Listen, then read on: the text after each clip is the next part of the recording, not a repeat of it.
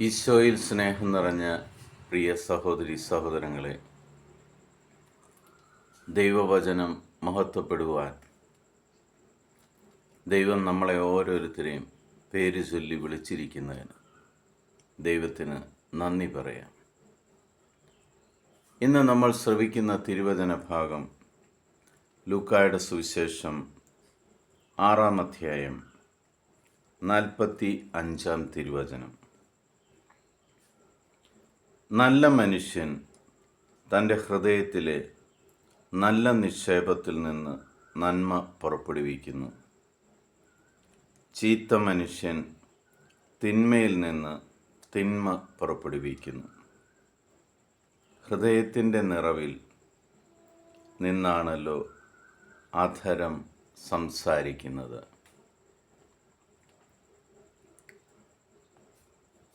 നമ്മൾ പറയാറുണ്ട്, ഒരു മനുഷ്യൻ്റെ മുഖം മനസ്സിൻ്റെ കണ്ണാടിയാണ്. എന്താണോ അവൻ്റെ ഹൃദയത്തിൽ ഉള്ളത് അതായിരിക്കും അവൻ്റെ അധരത്തിൽ നിന്നും വരുന്നത്. വിദ്വേഷവും വെറുപ്പും നിറഞ്ഞ ഹൃദയമാണെങ്കിൽ ആ വ്യക്തിയുടെ സംസാരത്തിലും അതുതന്നെയായിരിക്കും ഉണ്ടാകുന്നത്. നന്മ നിറഞ്ഞ ഹൃദയമാണെങ്കിൽ ആ വ്യക്തിയുടെ പ്രവൃത്തികളിലും സംസാരത്തിലും അനുകമ്പയുടെയും നന്മയുടെയും കാരുണ്യത്തിൻ്റെയും പ്രതിഫലനം കാണുവാൻ സാധിക്കും. ഈശോ വളരെ വ്യക്തമായിട്ട് പറയുകയാണ്, ഒരു നല്ല മനുഷ്യനാണെങ്കിൽ അവൻ്റെ ഹൃദയത്തിലെ നിക്ഷേപം കൊണ്ട് നന്മ പുറപ്പെടുവിക്കും എന്ന്. വചനം വീണ്ടും പറയുന്നുണ്ട്, നിന്റെ വലതു കൈ ചെയ്യുന്നത് എന്താണെന്ന് ഇടതു കൈ പോലും അറിയാതിരിക്കട്ടെ. ഇന്ന് ലോകം അങ്ങനെയല്ല. നമുക്ക് ചുറ്റും കാണുന്നത് ഒരു ചെറിയ കാര്യം പോലും ചെയ്യുമ്പോൾ അത് ലോകത്തിൻ്റെ മുന്നിൽ വിളിച്ചു പറഞ്ഞ് പ്രീതി നേടുന്ന ഒരു സമൂഹമാണ്. അത് നന്മയാണോ തിന്മയാണോ എന്ന് സ്വയം നമ്മൾ വിവേചിച്ചറിയണം.